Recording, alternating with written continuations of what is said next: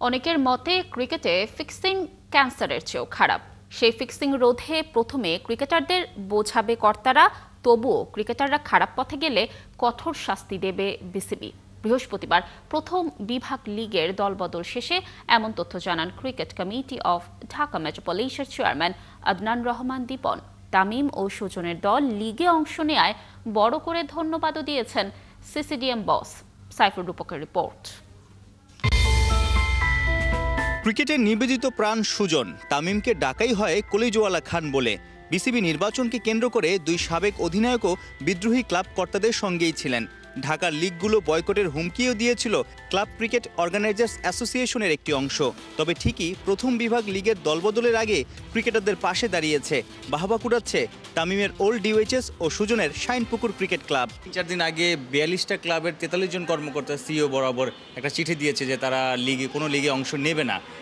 সেই হিসেবে এখন পর্যন্ত ফার্স্ট ডিভিশনে 8টা ক্লাব আসেনি, কিন্তু সেই যে সাইন করেছে সেই সাইনের মধ্যে কিন্তু তামিম ইকবাল এবং খালেদ মাহমুদ সুজনের সাইনটা নেই। থ্যাংক ইউ জানাই দুজনকেই যে তারা খেলার মাঠে আসছে এবং তারা সবসময় বলছে আমরা খেলতে চাই। ক্রিকেট বোর্ডের ইলেকশন, ক্রিকেট বোর্ডের পরিচালক, ইট ইস ডিফারেন্ট জিনিস, কিন্তু খেলাটা হওয়া উচিত।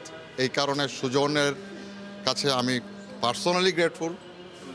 তামিম যে যতখানি সহযোগিতা করেছে এবং প্লেয়ারদের জন্য ফাইট করেছে, সেই হিসাবে তামিমকে আমি পার্সোনালি অ্যাজ এ চেয়ারম্যান হিসেবে থ্যাংক ইউ জানাই।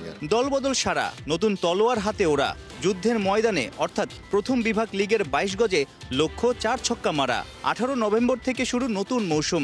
যদিও 20 দলের মধ্যে এখনো বেঁকে বসে আছে 8টা ক্লাব। ওই দলের ক্রিকেটারদের ভবিষ্যৎ কি?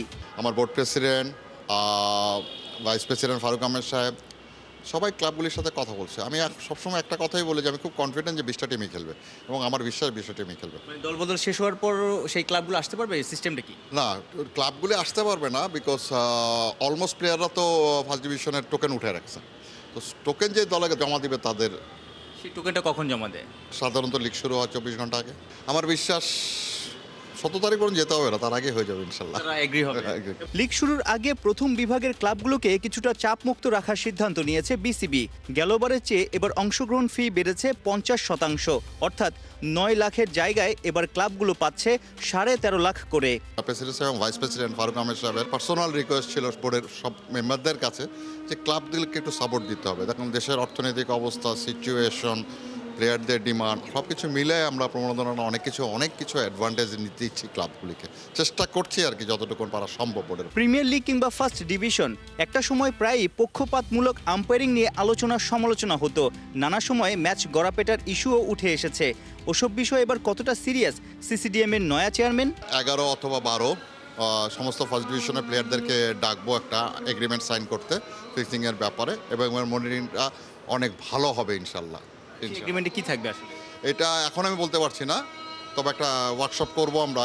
7টা মাঠে গড়াবে এবারের প্রথম বিভাগ ক্রিকেট লিগ। সাইফুর রূপক, 71।